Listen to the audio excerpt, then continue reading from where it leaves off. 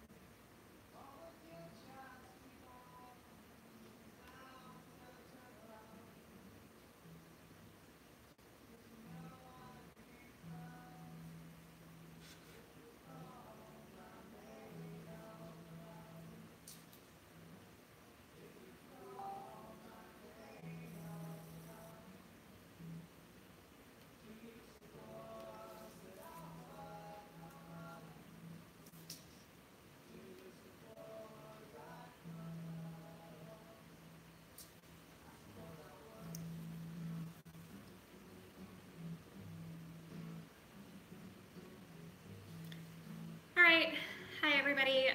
My name is Desarae Veit, and I am a UI UX designer. I'm sure most of anybody who logs into this is going to know that since I'm sharing it on Facebook, so it's probably mostly friends.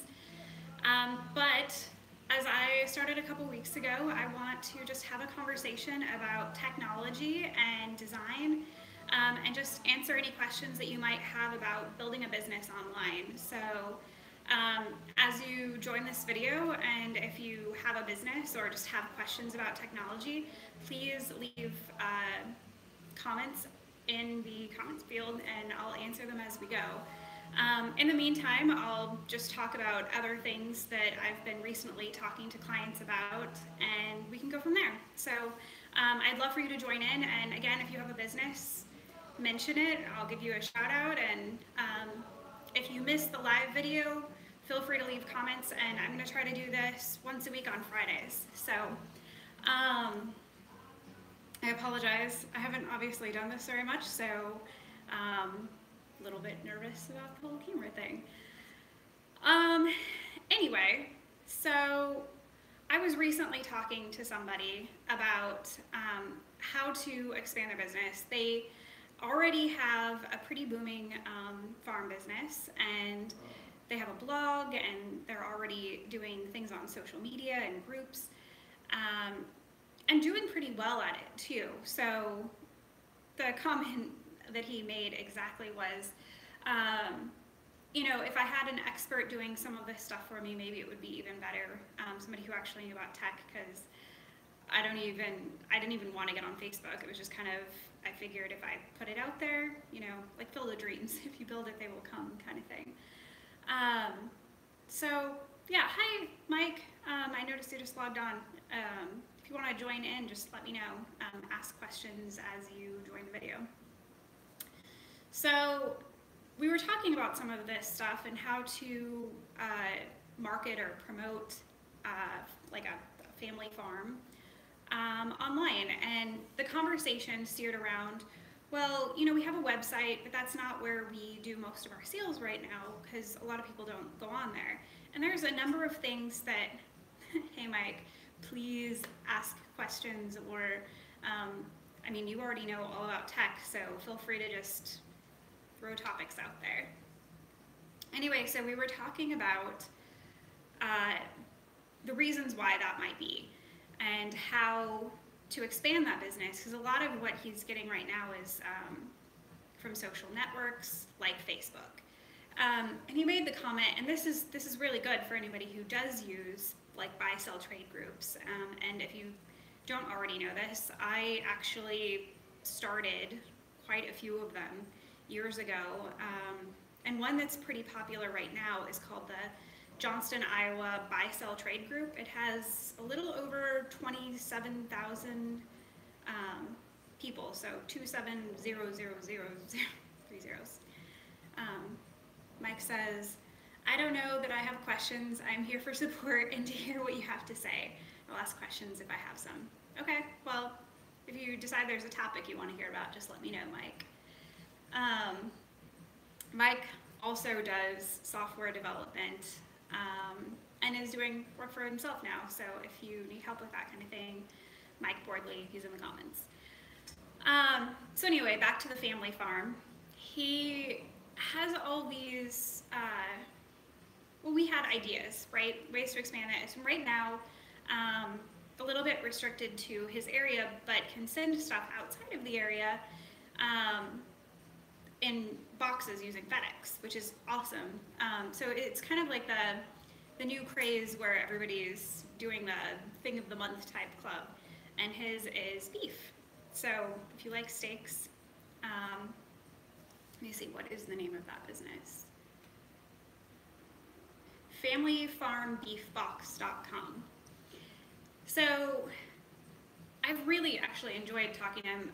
Blade said that he'd be joining at some point on here, so I just thought I'd give him a little bit of a shout out and have a conversation about what we talked about earlier. So there's a lot of ways of expanding this stuff, and if you're already on the buy-sell trade groups, one thing to note that both Blade and I ran into recently is Facebook has changed some of its rules and algorithms. So typically in the past, if you were in a lot of groups, you could just go on there, write up a post, and share it to a lot of different groups. And that was a really great concept because if you, hi Glade, just noticed you joined in, and Nick and Robert. Anyway, so you used to be able to just go on to Facebook groups and you could share your stuff to all kinds of places. And now they've actually changed a few things. And one of the most recent rules will even ban you from being able to comment in groups for a week or 2 weeks. And if you accidentally do it a few times, like, it just kind of keeps racking up the amount of time that you're blocked from sharing things. So keep that in mind. It's kind of a newer rule, so maybe not something that you know about, but it doesn't kick you off Facebook or anything. It just stops you from commenting for a little while. And they call it their spam feature, but the way around that is, the way they're actually tracking it is when you put out your post, if you're copying and pasting, then it's really easy to catch that kind of thing. But if you're putting in unique content every time, so if you're rewriting your post, it could be the same content, just slightly rewritten, extra hashtags, that kind of thing, and then you post it to the different groups, then you're probably not going to get in trouble and, you know, get slapped on your wrist by Facebook. So for all the new people who are joining, a couple weeks ago we started this tech Q&A thing. I was talking to a friend and had the idea to have live Facebook and YouTube conversations, so I have both things going right now. But I'm only reading the comments from YouTube, so, not YouTube, sorry, Facebook. So if you're joining in and you have any questions about technology or getting your business online, please join in and leave me a question or a comment or just a topic that you're interested in. Anyway, so I was talking about Facebook groups, and a lot of people use them just for like a garage sale, basically. So you go on to some of these groups and it's part of the Facebook marketplace, so it automatically shares your old stuff. Like, what's junk to you is treasure to somebody else, right? So I like to use it for things around the house or technology, or I get a new iPhone and you just post it on there, and it's just like, it's like using Craigslist or eBay, except for you're only really working with the people local to you. A lot of businesses post things on there and local events, and the nice thing about it is that you don't have to deal with all the shipping and whatever. And since it's Facebook versus Craigslist, you can actually check to see if the person seems like a real person or if they seem kind of spammy, or if you're uncomfortable with the meetup, and you can always follow up with them later if you have questions or whatever. So that's really nice, especially if you're looking into businesses, because now there's a lot of groups that have followed up with that concept, and started doing things like local spam or do not buy from, buy, sell, trade, those kinds of things.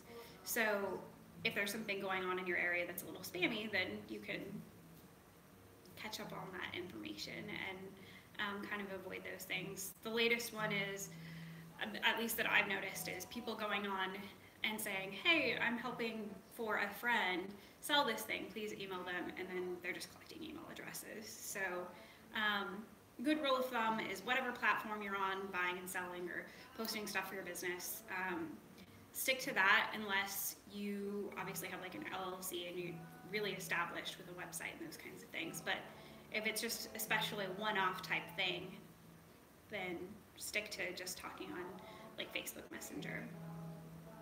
So again, hi to all the people joining the video. We're just talking about technology, and I was really hoping to answer some questions or like actually have a conversation here with people who are maybe freelancing or starting their own business or interested in user experience design, search engine optimization, those kinds of things. It doesn't just have to be about that. I mean, we can kind of branch off and have a full conversation here. So feel free to leave stuff in the comments. Otherwise, if I run out of topics, probably just going to wrap things up earlier than expected today. So anyway, again, thank you for joining the video regardless. And if you miss out on the live video, you can always leave comments for later, and I'm hoping to do this once a week on Friday at 4 p.m. So what other things have I talked about recently with clients? We were recently talking about search engine optimization. In fact, last week, I focused the entire tech Q&A video on SEO, search engine optimization for specifically Wix websites, which is a type of CMS, and reasons why it's a little bit more complicated for that. So since we did that last week, let's maybe talk a little bit more about Blogger and WordPress. So they're also CMS systems, I'm sorry, jumbled words. And they're great for people who are a little bit less tech savvy or can't code, to be able to write their own content and post that stuff on a regular basis. And the nice thing about that is if you have a website and right now it has a shopping cart and basically just a couple of pages, it's going to be a little bit harder for you to rank in the search engines unless your website doesn't have a lot of competition. And in today's age where all businesses are online, that's going to be very hard because most of them are going to want to rank well in their area. So having a blog helps you to achieve that. It allows you to have fresh content and to show yourself as an expert in your field and consistently write about things relevant to your business so that you can, again, expand what you're talking about, but have regular, consistent content. And you can even automate it to go to social media. You can automate it to create an email newsletter that goes out to people who subscribe to your blog.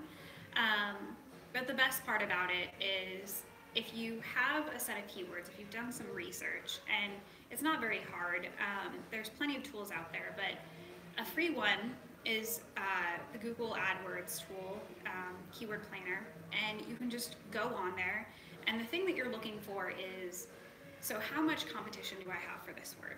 If the competition's really high, it's getting, say, 10, 20,000 searches a month, and so a lot of people are searching for it and your competition is low, it's going to be very easy for you to rank. But what's more likely for most fields and organizations is that you're going to have a lot of searches for a certain field and also a lot of competition. So it's going to take a little bit longer to rank for those types of terms. And when you start noticing a lot of competition, the other thing to think about is, well, how specific am I being with these keywords?